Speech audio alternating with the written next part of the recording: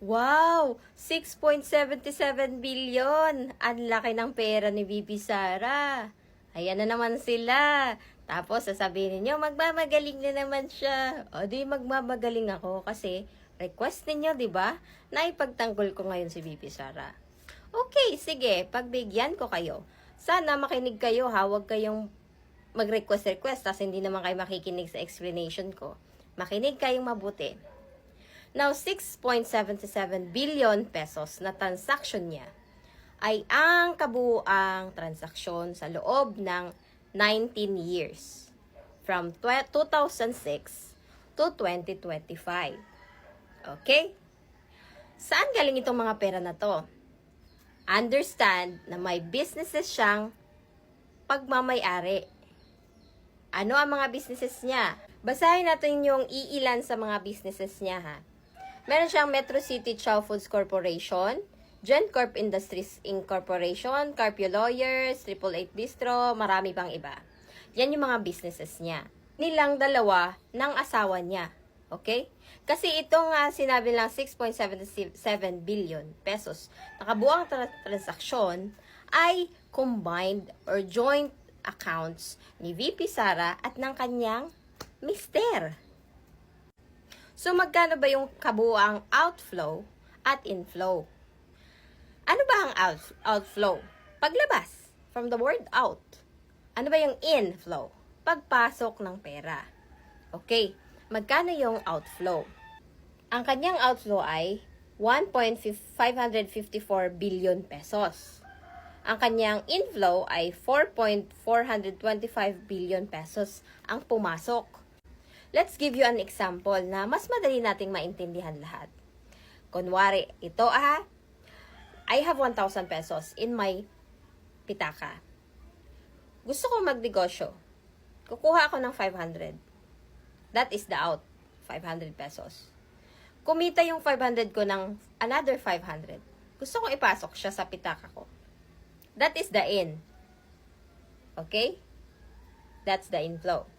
Now, may malaki akong order. Kailangan ko ng pera pa. Gusto kong kunin yung buong 1.5. Hinugot ko yung buong 1.5.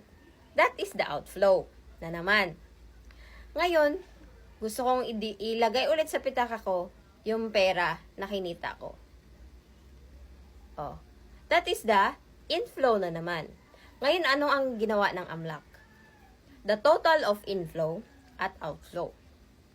Originally, I only have 1,000. Pero, tinotal nila kung magkano yung mga pinasok ko. Okay? Una, meron akong 1,000, di ba? Tapos, nagpasok ako ng 500. So, 1,500 na yon. Tapos, nagpasok na naman ako nung kinita ko. Kunyari, ang kinita ko doon sa, hinugot ko ulit na 1,500 is another 1,500.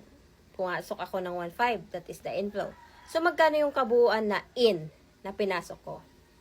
1.5 plus 1.5, 3,000. That is the total na inflow. Okay. Sa outflow naman tayo. Humugot ako ng 500. Kumuha ulit ako ng another 1.5. Magkano na yun? 2,000.